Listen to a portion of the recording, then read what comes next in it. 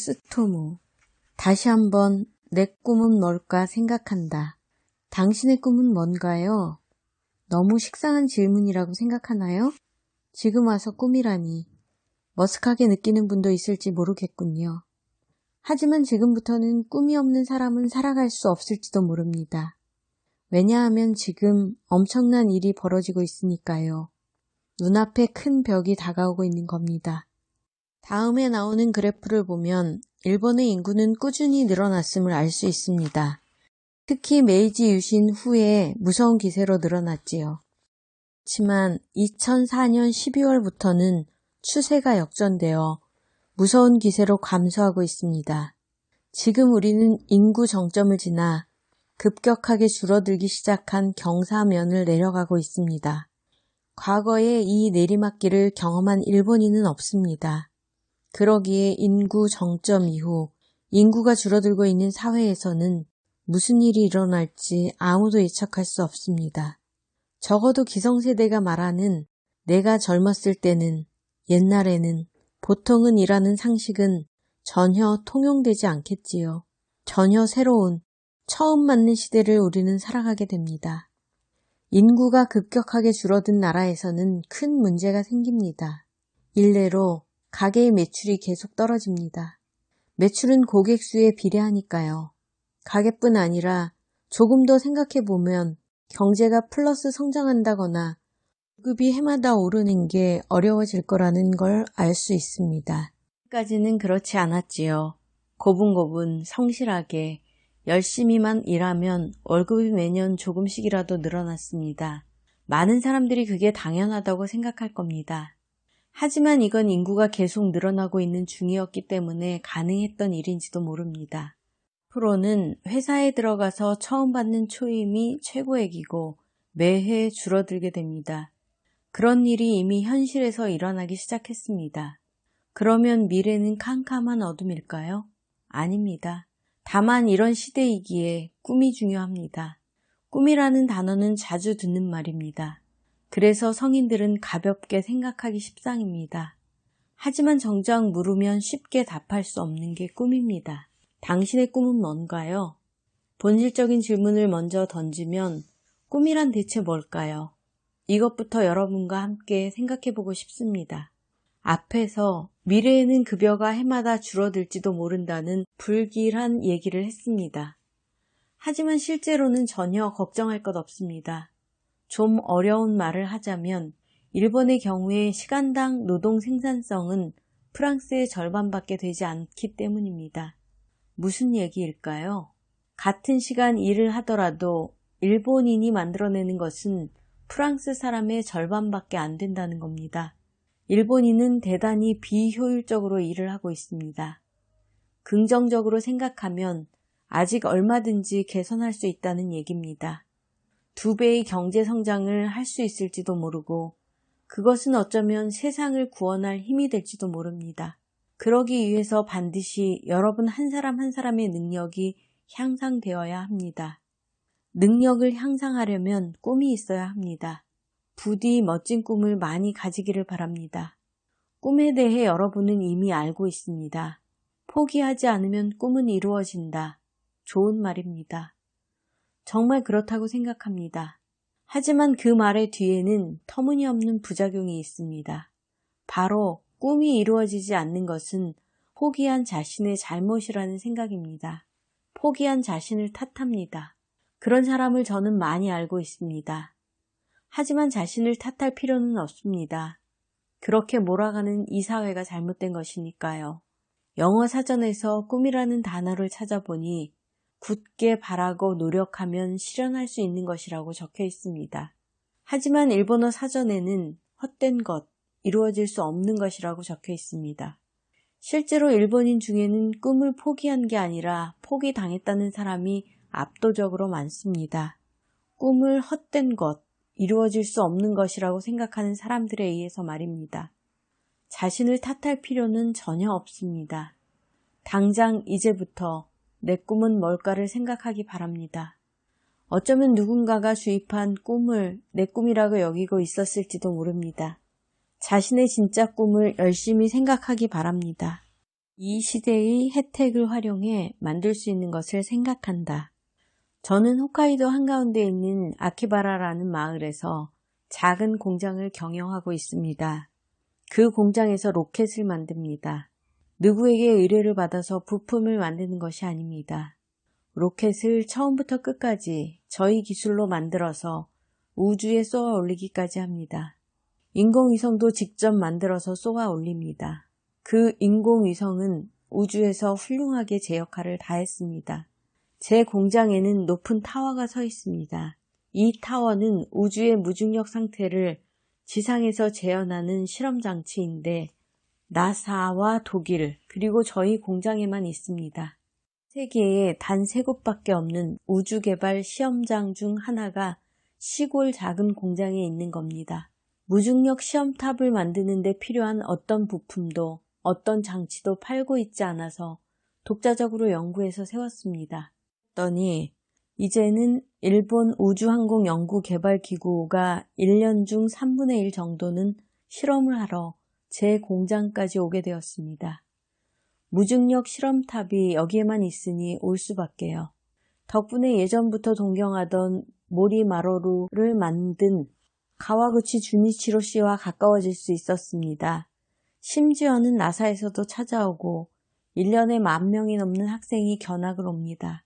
고작 11,000명이 사는 아키바라에 말이죠. 정말 기쁜 일입니다. 왜 이렇게 많은 사람이 오는 걸까요? 그것은 아마 저희가 자유롭게 우주와 관련된 일을 하고 있기 때문일 겁니다. 저희는 정부나 기업에서 개발비를 단 한 푼도 지원받지 않고 스스로 번 돈으로 자유롭게 우주 개발을 하고 있습니다. 게다가 공장의 종업원 수는 20명도 채 안 됩니다. 대학교에서 우주를 공부한 사람은 한 명도 없습니다. 원래 보육교사였던 여성도 있습니다. 그런 사람도 우주 개발을 합니다. 가능합니다. 이제 누구든 할 수 있는 시대가 되었기 때문입니다. 무슨 얘기일까요? 예를 들면 로켓은 일단 가벼운 편이 좋습니다. 그래서 철보다 강한 플라스틱으로 전부 만들었습니다. 그 특수한 플라스틱을 구할 수 있었기에 세계에서 찾아보기 힘든 로켓을 만들 수 있었습니다. 재료는 공구 매장에서 누구든 살 수 있습니다. 편리한 시대입니다.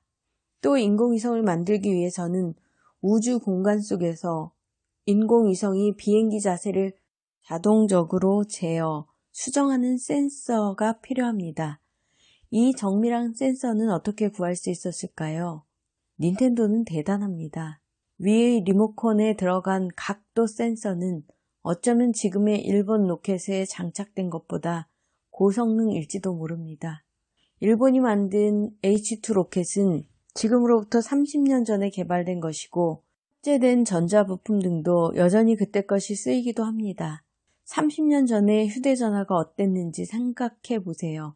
주머니에도 가방에도 들어가지 않는 데다 안테나도 밀어넣을 수 없는 것이었습니다. 무게가 1kg을 넘으니 전화기를 든 손이 부들부들 떨릴 지경이었습니다. 마치 커다란 벽돌 같은 물건이 당시에는 최첨단이었습니다. 기술이 그간 엄청나게 발달한 것입니다. 인류는 생각보다 열심히 노력하고 있습니다. 어른들이 과거의 상식으로 그거 안 될 거야, 어렵지 않을까? 라고 하는 것들이 공구 매장만 가도 뜻밖의 쉽게 해결이 될지도 모릅니다. 그런 대단한 시대를 살아가고 있는 겁니다. 행운을 누리고 있다고 할 밖에요. 사라지는 돈 대신 사라지지 않는 지식을 쌓는다. 제가 어렸을 때 할머니께서 중요한 것을 가르쳐 주셨습니다. 할머니는 홋카이도 북쪽에 있는 가라후토라는 큰 섬에서 2차 세계대전 때부터 자동차 회사를 운영했습니다. 자동차 운전 면허를 가진 사람이 비행기 조종 면허를 가진 사람보다 적은 시대였지만 할머니가 열심히 일해 돈을 모은 덕에 가족들이 풍족하게 살았다고 합니다. 근데 1945년에 소련의 공격을 받아 마을은 쑥대밭이 되었고 가라후토는 사할린이라고 불리게 되었습니다. 할머니는 간신히 본토로 도망쳤지만 열심히 모은 돈이 전부 종이 쪼가리가 되어버렸습니다. 그래서 할머니는 어린 저에게 이렇게 가르치셨습니다. 돈은 대단한 게 아니란다. 하룻밤새 가치가 변하기도 하거든. 그러니까 돈이 있다면 저금 따위는 하지 말고 책을 사라. 지식을 머릿속에 넣어라. 그건 아무도 빼앗지 못하고 가치도 변하지 않아. 그리고 새로운 가치를 만들어낸단다. 할머니는 돈을 지혜와 경험을 위해 사용하면 계속 불어난다고 하셨습니다. 저는 그 가르침을 지켜서 밖에서 식사를 할 때 되도록 조리하는 모습이 보이는 자리에서 먹습니다. 만드는 법을 배울 수 있으니까요. 이렇게 배운 것을 주점을 하는 친구에게 알려줘서 그 가게 안주를 한 가지 늘린 적도 있습니다. 그건 분명 지불한 밥값 이상의 가치를 챙겨온 것이라고 할 수 있겠죠. 돈은 지혜를 위해 소중하게 사용하기 바랍니다. 저는 할아버지도 아주 좋아했습니다. 몸집이 크고 온화한 분이셨는데 저를 무척이나 예뻐하고 늘 함께 놀아주셨습니다. 할아버지와의 최고의 추억은 아폴로호의 달 착륙이었습니다. 3살이던 저는 할아버지 무릎에 앉아서 텔레비전을 보고 있었습니다. 제 기억에 남는 것은 화면에서 본 것이 아닙니다. 할아버지입니다. 할아버지가 그때처럼 기뻐하는 모습을 본 적이 없습니다. 세상에 저거 봐라, 저걸 좀 봐. 사람이 달에 갔다는구나. 너도 달에 갈 수 있을 거야. 라며 기뻐하셨습니다. 그런 웃음은 이후로도 본 적이 없었던 것 같습니다. 저는 그 웃음을 다시 한번 보고 싶어져서 책방에 가서 비행기와 로켓 책을 보거나 비행기와 로켓 이야기를 했습니다. 그때마다 할머니는 아주 기뻐하며 커다란 손으로 머리를 쓰다듬어 주셨습니다. 그게 좋았습니다. 저는 아마도 할아버지의 웃음을 보고 싶어서 모르는 새 로켓이며 비행기를 좋아하게 된 모양입니다. 할머니와 할아버지 덕에 책방을 좋아하고 드나들다가 초등학교 때 운명의 책을 만났습니다. 그것은 잘 나는 종이 비행기 모음집이라는 책이었습니다. 이 책에는 가위로 자르고 붙여 만드는 종이 비행기가 가득했습니다. 정말 잘 나는 종이 비행기 때문에 작은 자신감이 생겼습니다. 저는 어려서부터 한쪽 눈이 나빠서 거리를 잘 가늠하지 못했습니다. 그래서 스포츠를 잘하지 못했습니다. 공을 잘 잡을 수 없었고 제대로 쳐낼 수도 없었습니다. 시합에 참가하면 저 때문에 질 거라는 말을 들었습니다. 그래서 체육 시간은 무척이나 우울한 시간이었습니다. 하지만 제가 만든 종이 비행기는 체육관 끝에서 반대편 끝까지 똑바로 날아갔습니다. 야외에서 날리면 보이지 않는 거리까지 날았습니다. 평소 저를 업신여기던 아이가 그걸 보고 말했습니다. 내 종이 비행기 끝내준다. 어떻게 만드는지 알려줘. 남에게 부탁을 받은 것입니다. 기뻤습니다. 그래서 잘 나는 종이 비행기 모음집을 더 좋아하게 되었고 책에 쓰인 비행기 설계 방식을 통째로 외웠습니다. 잘 나는 종이 비행기 모음집에 쓰인 내용은 학생인 제게는 절대 쉽지 않은 제법 어려운 수준이었지만 다행히 한자에 읽는 법이 달려 있어서 필사적으로 읽었고 종이 비행기를 널리기 위해 계산식도 외웠습니다. 모처럼 외운 계산식이지만 학교 시험에는 한 번도 나오지 않았습니다. 그래서 그런 시시한 걸 외울 틈이 있으면 공부를 해라 하고 거듭거듭 잔소리를 들은 건지도 모릅니다. 하지만 저는 지금 비행기와 로켓을 만듭니다. 그 책에 쓰인 공식들을 외운 덕입니다. 어차피 종이 비행기가 나는 이론이나 진짜 비행기가 나는 이론이나 똑같으니까요. 절대 시시한 게 아니었던 겁니다. 그런데 언제부터인가 친구들이 프라모델을 만들기 시작했습니다. 저도 만들고 싶어서 부모님을 졸랐더니 직접 물건을 만들고 고치는 일을 하던 아버지는 프라모델 따위는 너무 단순해서 안 돼. 남자라면 쇠로 만들어야지 라고 하셨습니다. 그래서 저는 초등학교 때부터 강제로 전기 용접과 가스 절단을 배웠습니다. 쉬운 일이 아니었습니다. 뜨거운 열에 만날 화상을 입었습니다. 친구들에게 같이 하자고 해보았지만 아무도 응하지 않더군요. 게다가 생각해보니 전기 용접도 가스 절단도 전부 아버지의 일을 돕는 것이었습니다. 절 부려먹는 거라고 생각했습니다. 프라모델을 만들고 싶었지만 그럴 수 없어서 또 책방에 갔습니다. 해결 안 되는 일이 있을 때면 늘 책방이 행입니다. 책방에서 이번에는 페이퍼 크라프트라는 책을 발견했습니다. 이 책 속에는 전차며 비행기며 동물들의 모형을 만드는 부품이 인쇄되어 있었습니다. 인쇄된 부품을 가위로 오려서 붙이기만 하면 프라모델처럼 입체 모형을 만들 수 있었습니다. 그때 저는 깨달았습니다. 이걸 종이가 아니라 금속으로 커다랗게 만들면 진짜가 된다. 그래서 열심히 종이 공작을 파고들었습니다. 종이 공작으로 여러 가지를 만들었습니다. 그러자 근처에 있던 판금 공장 아저씨가 제법 소질이 있구나 하시며 판금 전문서를 주셨습니다. 저는 기뻐서 더 열심히 공부했습니다. 학교 시험과는 관계가 없는 공부였지요. 그래서 선생님에게 쓸데없는 짓만 한다는 핀잔을 계속 들었습니다. 하지만 제가 지금 뭐든 만들 수 있는 것은 그때 평면 부품으로 입체를 만드는 방법을 익힌 덕입니다. 돌이켜보면 저는 좀 이상한 아이였던 것 같습니다. 다들 라디오 체조할 때 혼자서 땅바닥에 그림을 그리곤 했기 때문에 통신문에는 제 행동을 못한다, 침착하지 못하다, 준비물을 많이 빼먹는다, 늘 옷을 뒤집어 입는다 따위의 지적이 쓰여 있었습니다. 그런 딱한 저였지만 물건을 만드는 이웃 아저씨들은 친절하게 가르쳐 주었습니다.